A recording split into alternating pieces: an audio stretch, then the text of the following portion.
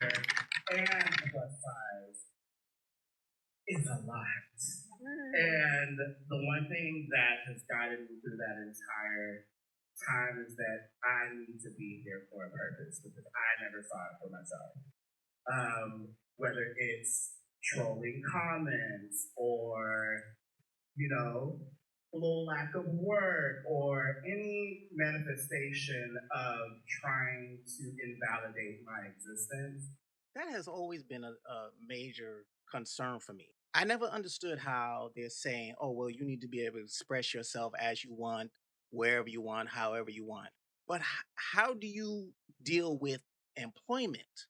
If a vast majority of the jobs in America are front facing to the public, how do you maintain or obtain employment if you have a group of people telling you, come as you are, you can do what you want, there are no consequences, there is no friction to you wanting to be able to express yourself how you want to be? That has always been a thing that I was like, I don't understand how you tell a group of people that being yourself is more important than being able to take care of yourself. And listen to what the party, the Democratic Party, how they really think of people like this.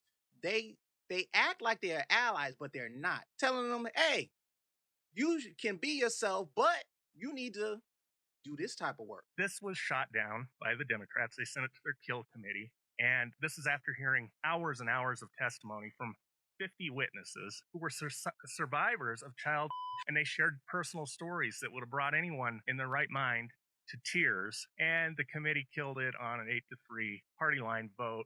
Opponents said the mandatory minimums could be used disproportionately against poor defendants and defendants of color. Now, most of these victims are people of color. All of them are poor. They don't care about the victim being poor and of color, but they seem to care an awful lot about the perpetrator, the rapist, perhaps being poor and of color. Can you make sense of that? I was in the room for these hearings. So, Representative Brandy Bradley, who ran this bill with Regina English, it was a bipartisan bill. She ran it with a Democrat, is a dear friend of mine. And I was in the room for both times she ran it. And a couple of the arguments that came up were well, LGBTQ children need to be able to prostitute because they get outcast by their family. Because their families don't accept their identity and then they have to go prostitute in order to live. That was one of the arguments.